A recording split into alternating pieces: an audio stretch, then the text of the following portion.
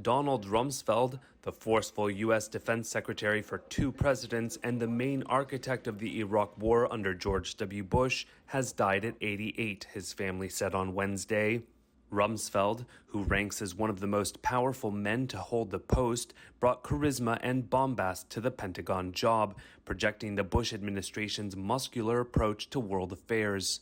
With Rumsfeld in charge, U.S. forces swiftly toppled Iraqi President Saddam Hussein, but failed to maintain law and order in the aftermath, and Iraq descended into chaos and violence.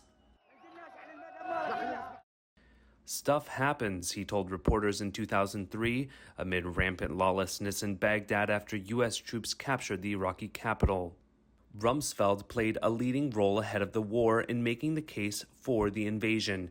He warned of the dangers of Iraqi weapons of mass destruction, but no such weapons were ever discovered, and U.S. troops remained in Iraq long after he left his post.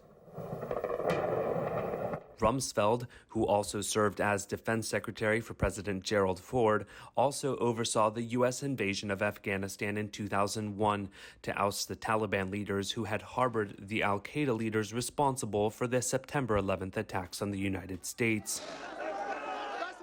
20 years later, the U.S. is in the final process of pulling out of Afghanistan.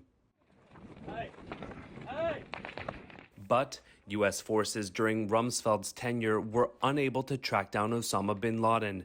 The al-Qaeda chief slipped past a modest force of U.S. Special Operations troops and CIA officers, along with allied Afghan fighters in the Afghan mountains of Tora Bora in December 2001. U.S. forces killed him in 2011. Rumsfeld became a lightning rod for criticism, and with the Iraq War largely at a stalemate and public support eroding, Bush replaced him in November 2006. Now, what is the message there? The message is that there are known knowns. There are things we know that we know. There are known unknowns. That is to say, there are things that we now know we don't know. In Rumsfeld's Rules, his compilation of truisms dating back to the 1970s, he wrote, "If you are not criticized, you may not be doing much." Another quote, equally apt, "It is easier to get into something than out of it."